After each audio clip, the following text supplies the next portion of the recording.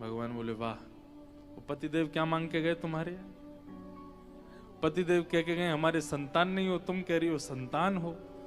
गुंडीचा गई अपने पति इंद्रद्युम्न से बोली, आपने महाप्रभु जगन्नाथ जी संतान ना हो ऐसा कहा? हाँ देवी। क्यों? मैंने तो संतान मांगा।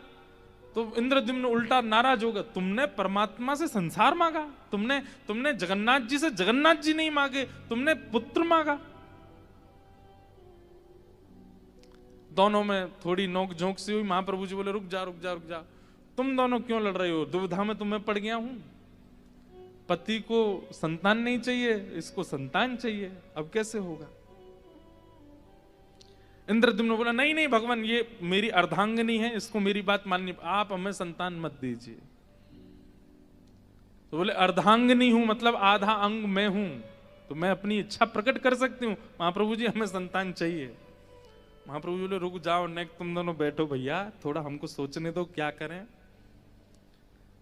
तब महाप्रभु जी मंद मंद मुस्काए और बोले गुंडीचा मैया, एक लीला हो सकती है। क्या?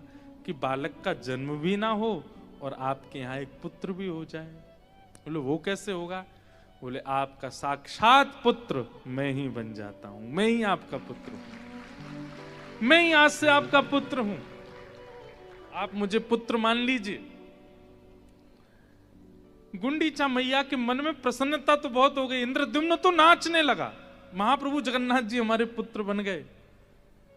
लेकिन गुंडीचा के मन में आया, आप इतने विशाल हो, मैं गोद में कैसे खिलाऊंगी आपको? माँ का तो सुख होता है वो गोद में बैठाए, अपने हाथ से खवाए, अपनी गोद में दूध पिलाए, बालक को गोद में लेकर के डोले। महाप्रभु जी बोले माँ, मेरा प्राकट्य दिवस स्नान पूर्णिमा, उसके ठीक 15 दिन बाद, ये 15 दिन एक प्रकार से तो ठाकुर जी अस्वस्थ अवस्था में हैं, पर एक प्रकार से ठाकुर जी इन 15 दिनों में अपने ईश्वरत्व को बालत्व में परिवर्तित करते हैं। जो ईश्वर आज दिखे सबको ब्रह्म स्नान वेदी पर, अब वो भीतर चलेगा, अब वो अपने संपूर्ण ऐश्वर्य को विराजमान विश्राम कर देंगे और एक बालवत हो जाएंगे, एक लाला बन जाएंगे। और 15 दिन बाद फिर रथ पर विराजमान होके, कोई रथ उठा सकता है ईश्वर को? साक्षात जगन्नाथ हैं वो, लेकिन वो बालवत बन करके आते हैं, ऐसे उछल उछल के सीढ़ियों से कूदते हुए नीचे आते हैं, रथ पर बैठते हैं, गुंडीचा जाते हैं। और वहां जाकर के ठाकुर जी की सेवा ऐसे ही होती है जैसे किसी लाला की।